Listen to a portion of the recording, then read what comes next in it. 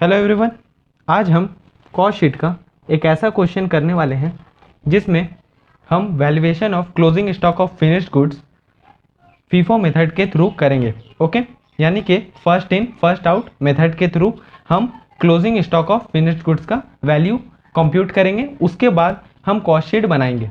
Okay, मैंने पिछले class में आपको फीफो मेथड का पूरा मतलब बता दिया है कि फीफो मेथड में कैसे वैल्यूएशन ऑफ क्लोजिंग स्टॉक होता है। ओके, अगर आपने उस वीडियो को नहीं देखा है तो उसका लिंक आपको डिस्क्रिप्शन में मिल जाएगा, आप वहां से देख सकते हैं।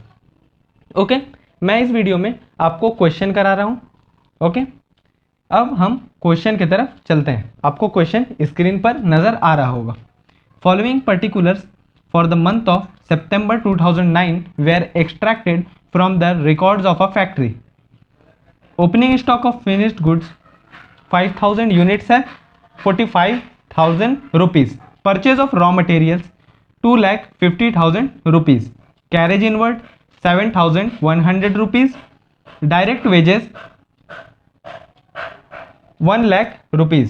ओके, फैक्ट्री ओवरहेड बताया गया है 150% of direct wages. Administrative overhead 2 रुपये 50 पैसे यानी कि 2.5 रुपीज पर यूनिट। ओके, जितना यूनिट्स प्रोड्यूस किया जाएगा उसके ऊपर हर एक यूनिट पर 2.5 रुपए के हिसाब से ऑफिस एंड एडमिनिस्ट्रेशन ओवरहेड लगेगा। ओके, अब हम नीचे देखते हैं। Selling overhead 10% of sales. Sales का अमाउंट दिया गया है 6,60,000 रुपए यानी कि 6,60,000 और यूनिट सोल्ड किए गए हैं 45,000 units. Closing stock of finished goods आप देख सकते हैं यहाँ वैल्यू मिसिंग है, मगर हमें यूनिट्स बताया गया है 10,000 units. From the above particulars prepare a cost sheet for the month of September 2009 assuming sales are made under FIFO method, यानी कि first in first out method. Okay, अब हम सॉल्यूशन की तरफ चलते हैं।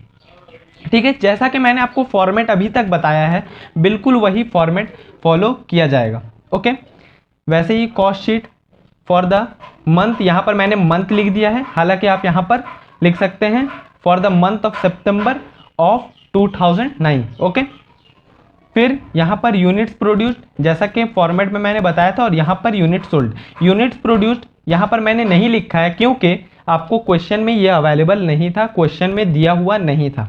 ठीक है, अब हम जैसे रॉ मटेरियल लिखते हैं, प्राइम कॉस्ट निकालते हैं, फिर उसके बाद फैक्ट्री कॉस्ट निकालते हैं, बिल्कुल अभी वैसे ही चलेंगे।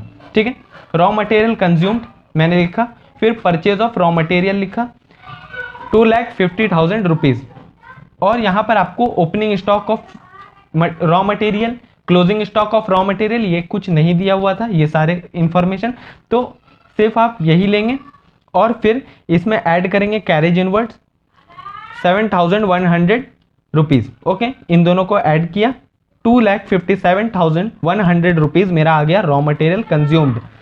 ठीक है, फिर हम ऐड करेंगे direct wages. Direct wages 1 lakh rupees दिया हुआ था, इन दोनों को ऐड किया, आ गया प्राइम कॉस्ट। अभी आप देख सकते हैं पर यूनिट मैंने सारे अमाउंट अभी खाली रखे हैं। किस लिए रखा है मैं आपके सामने ये सब कैलकुलेट करके दिखाऊंगा।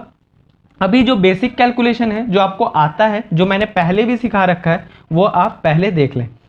ओके, फिर उसके बाद यहाँ प्राइम कॉस्ट हमारा आ गया 3,57,100। फिर हम आगे बढ़ते हैं फैक्ट्री ओवरहेड्स। फैक्ट्री ओवरहेड्स में हमें बताया गया है 150% of direct wages. Direct wages कितना था 1 लाख रुपीज, उसका 150% हम लेंगे तो आ गया 1.5 लाख रुपए, 1,50,000 रुपीज। इन दोनों को ऐड किया, किसे, प्राइम कॉस्ट और फैक्ट्री ओवरहेड को, आ गया हमारा net factory cost. Gross factory cost इसलिए नहीं आ रहा क्योंकि यहाँ पर opening stock of work in progress, closing stock of work in progress नहीं दिया गया था, इसी वजह से मैंने नेट फैक्ट्री कॉस्ट लिख दिया यहाँ पर और ये कर दिया। ओके, फिर अब हम आगे बढ़ते हैं। ऐड किया मैंने ऑफिस एंड एडमिनिस्ट्रेशन ओवरहेड, इसे यहाँ पर एडमिनिस्ट्रेटिव ओवरहेड्स के नाम से लिखा गया है। ओके, अब यहाँ पर आपको अमाउंट नहीं देखने को मिलेगा, और कॉस्ट ऑफ प्रोडक्शन जिसकी वजह से नहीं आ पाया। ठीक है, ये सारे फिगर्स मैंने यहाँ पर छोड़ दिया है। किस लिए छोड़ दिया है? क्योंकि मैं आपके साथ ये करूं। अब आपको बातों को समझना होगा। देखिए, मैंने जो पिछले क्लास में जब आपको मैं फीफो का कॉन्सेप्ट बता रहा था, तो उस वक्त मैंने कहा था कि कॉस्ट ऑफ प्रोडक्शन तक आप सारा कैलकुलेशन ईजिली कर पाओगे, लेकिन इसमें आप नहीं कर पाओगे। क्यों? क्योंकि आप एडमिनिस्ट्रेशन ओवरहेड जो है वही आप कैलकुलेट नहीं कर पाए। अगर आप ये कैलकुलेट कर लेंगे तो इन दोनों को आप ऐड करेंगे और आपका कॉस्ट ऑफ प्रोडक्शन यानी कि COP कॉस्ट ऑफ प्रोडक्शन आपका आ जाएगा। ओके, फिर उसके बाद हम आगे कुछ कर सकते तो कर सकते, लेकिन अभी तो हमारा एडमिनिस्ट्रेशन ओवरहेड ही कैलकुलेट नहीं हो पाया। तो इसके लिए आपको बताया गया था कि 2.5 रुपीज़ पर यूनिट, जितना यूनिट्स प्रोड्यूस किए जाएंगे 2.5 रुपीज़ उस यूनिट पर ऑफिस एंड एडमिनिस्ट्रेशन ओवरहेड लगेगा। तो जितने यूनिट्स प्रोड्यूस किए जाएंगे, अब आपको इतने इंफॉर्मेशन दिए गए थे, क्या क्या इंफॉर्मेशन मैं आपको दिखाता हूँ, तो आप कैसे उसमें से यूनिट्स प्रोड्यूस्ड कैलकुलेट कर पाएंगे। ओके, आप इस शीट पर देख सकते हैं सारे के सारे इंफॉर्मेशन। क्या है? Unit sold equals to opening stock of finished goods plus units produced minus closing stock of finished goods. ये इसका भी यूनिट्स, इसका भी यूनिट्स, और यहाँ पर यूनिट्स प्रोड्यूस्ड जो दिया गया है और यूनिट सोल्ड जो किया गया है। ओके, ये फॉर्मूला होता है। ये मैंने जब आपको फीफो में बता रहा था तो उस वक्त मैंने ये फॉर्मूला आपको बता दिया है। ठीक है, फिर हमें ये इंफॉर्मेशन दिया गया था 45,000 यूनिट्स सोल्ड किए गए equals to opening stock of finished goods 5,000 opening stock of finished goods है प्लस यूनिट्स प्रोड्यूस्ड हमें निकालना है, ये हमें पता नहीं है। ओके, माइनस 10,000 क्या? Closing stock of finished goods, जिसका हमें वैल्यू भी कंप्यूट करना है, वैल्यू निकालना है, तभी हम कॉस्ट शीट में आगे बढ़ पाएंगे। ओके, लेकिन यहाँ पर अभी यूनिट्स के बारे में हम इंफॉर्मेशन देख रहे हैं। अभी आप इन चीज़ों को इग्नोर करें जो नीचे पे दिया गया है, बल्कि आप यूनिट्स प्रोड्यूस्ड कैसे निकाला गया आप उस पर ध्यान दें। ठीक है, यही फॉर्मूला जब मैं आपको फीफो पढ़ा रहा था, जब मैंने आपको फीफो का कॉन्सेप्ट बताया था, तो मैंने ये फॉर्मूला आपको उस वक्त दिखाया था। ठीक है, तो हमने सारा वैल्यू पुट किया तो हमें पता चला यूनिट्स इस बार प्रोड्यूस किया गया है 50,000 यूनिट्स। Okay, 50,000 units. अब हम 50,000 यूनिट्स जो हमें मिला, अब हम क्या करेंगे, हम यहां पर एडमिनिस्ट्रेशन ओवरहेड जो है इसमें 50,000 यूनिट पर ये चार्ज किया जाएगा। ओके, तो मैं मल्टीप्लाई करूंगा 50,000 यूनिट्स इंटू 2.5 आ गया 1,25,000 रुपीज़। मैं ऐड करूंगा इन दोनों को, किसको किसको? नेट फैक्ट्री कॉस्ट को और एडमिनिस्ट्रेशन ओवरहेड को। मैं इन दोनों को ऐड किया जब, तो हमें पता चला कॉस्ट ऑफ प्रोडक्शन हमारा आया है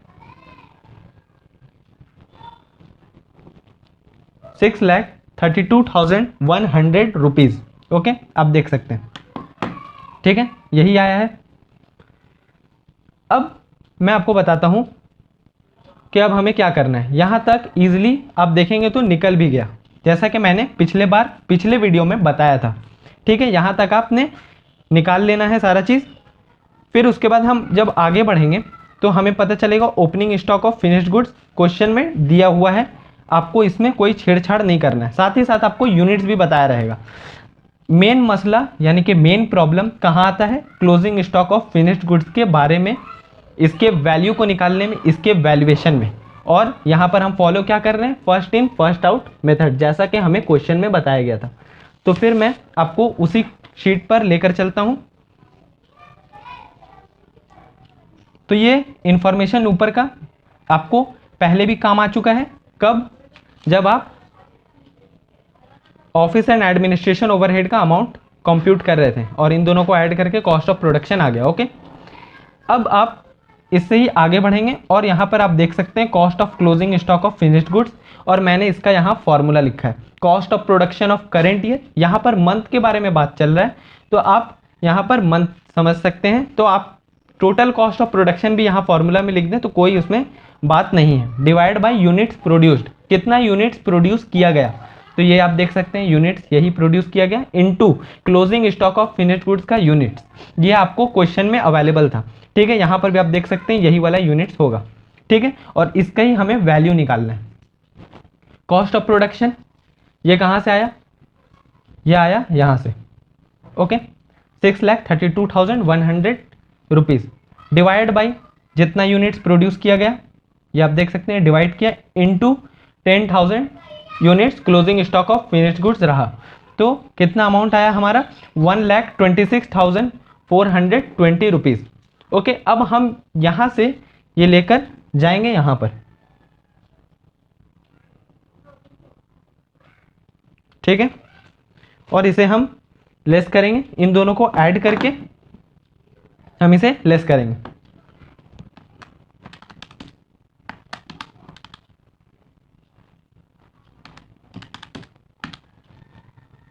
तो हमारा आ गया cost of goods sold,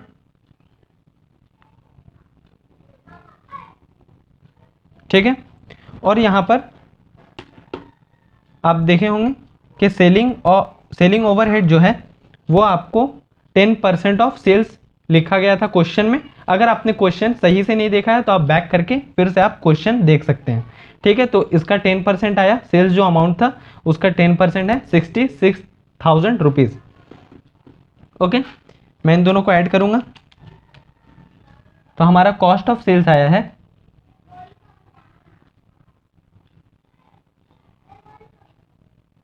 6,16,680 rupees. Okay, अब आपको ये डिसाइड करना है कि आपका प्रॉफिट हुआ या लॉस हुआ। आप देख सकते हैं, ठीक है, आपका प्रॉफिट हुआ या लॉस हुआ। तो मैं इस अमाउंट से ये जो सेल हुआ है अमाउंट, मैं ये सबसे पहले लिखूंगा, माइनस करूंगा कॉस्ट ऑफ सेल्स। ओके,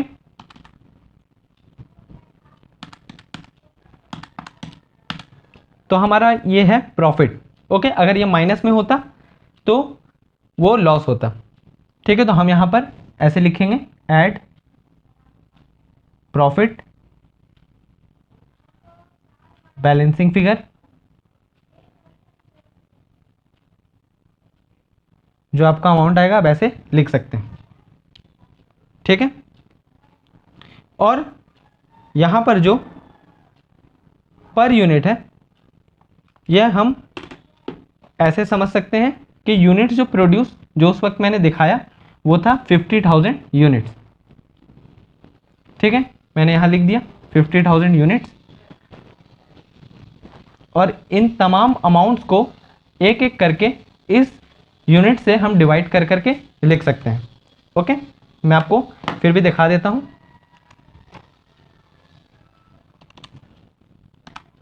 सबसे पहला है 2,50,000 डिवाइड बाई, तो ये आ गया 5 रुपये। फिर 7,100 डिवाइड बाई 50,000, ये आ गया 0.142।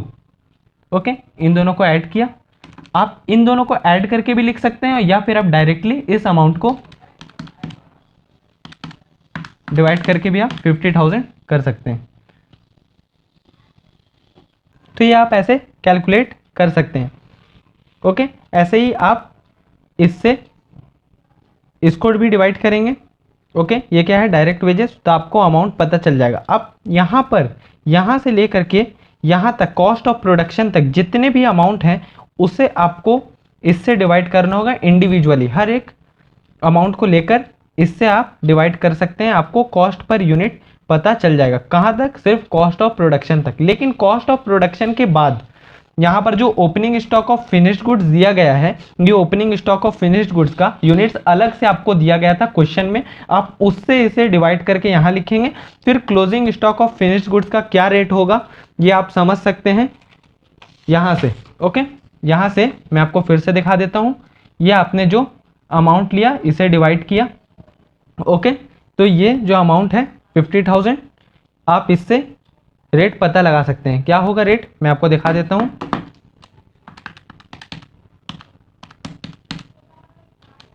ओके, यहां पर रेट होगा 12 रुपीज़ 64 पैसे। ओके, यहीं पर यही अमाउंट आप यहां पर लिखेंगे closing stock of finished goods में। और यहां पर जितना अमाउंट है, ये सारे अमाउंट, इसको आप जो यूनिट सोल्ड किया गया है 45,000, वहां से आप इसे लेंगे।